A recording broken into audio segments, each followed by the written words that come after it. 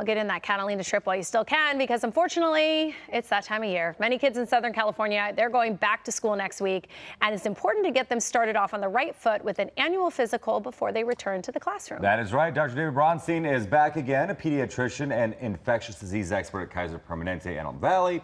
Thank you so much for joining us. So we're talking about kids going back to school. Obviously, we want them to be healthy, confident, the list goes on. One of the things we're talking about is that physical that we get every year. Why is it so important that kids get an annual physical?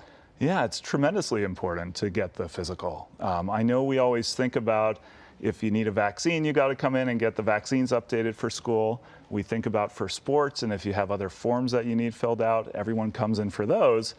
But it's not just that. It's so important to come in even if you don't have forms and your shots are up to date, because we do so much more during those physicals, and it's a great way to get kids ready. So we look for concerns that may be there that weren't there the year before. So we look at growth, we look at development, we always look at vision and hearing, and we'll do screening tests for mental issues, behavioral issues, all the things that really can change from year to year as kids continue to grow.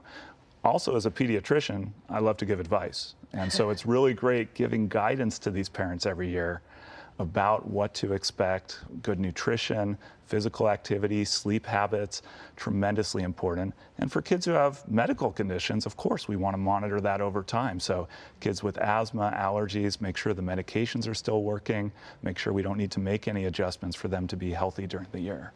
And I think a lot of times parents go into that appointment and just think it's about checking their weight, checking their height, checking their heartbeat, but there's so much more that you do and so much more that you can do for parents.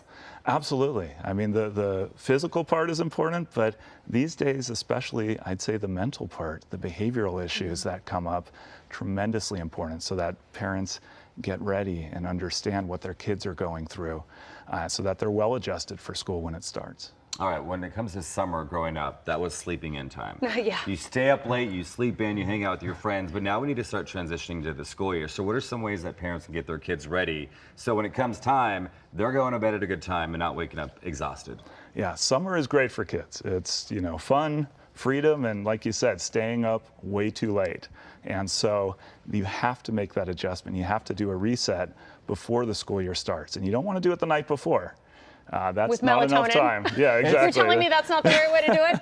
Can't do that, shouldn't do that, especially with our kiddos there. So instead, it does take time to readjust. And so what I always recommend is starting about a week ahead of time and just small increments. So 15 minutes going to bed earlier, 15 minutes waking up earlier each day until you get to that sweet spot where you want kids to be when school starts. And remember, the younger kids, school-age kids, they really still need about 9 to 12 hours of sleep. 12 hours? Some of them, that's like yeah. a baby. That's wild.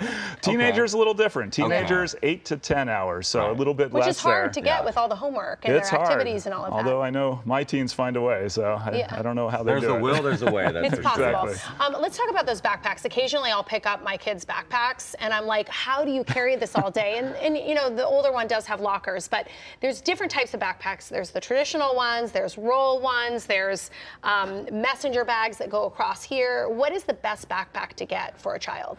Yeah, I mean, so much is about fashion and what looks good, of course, and you know, try convincing a kid that they shouldn't get the one that looks the best. I understand that, but there are kind of some rules of thumb when it comes to picking a backpack. You're right, you don't want it to be too heavy. It should be about 10 to 15% of their body weight at the most, ideally closer to that 10%. You don't want to overload it, and when you do load it, you want to put the things that are heavier closer to their back, because otherwise backpacks can actually be a little bit harmful. They can cause neck pain, back pain, shoulder pain, posture issues. We do see, unfortunately, these things. And even if you have the perfect backpack, they have to wear it correctly. So you want to make sure that you're wearing it with both straps. Again, back in my day, that was not the cool way of doing it. On one side. They wear both now. Right. Oh, they do? Should they be tighter or looser? Because I never know Tighter what's is better. You want it okay. above the waist. You don't want it sagging below the waist. Ideally, an inch or two above the waist so that it's not, again, pulling you downwards and backwards. Did they talk about that back in our day? No, I mean, we were also, safety? I look at what we ate and what we did. I'm surprised we're all still here to talk about it. Somehow we survived. Right. All right, Dr. Bronstein, thanks so much for joining us this morning. We appreciate those helpful tips. My pleasure.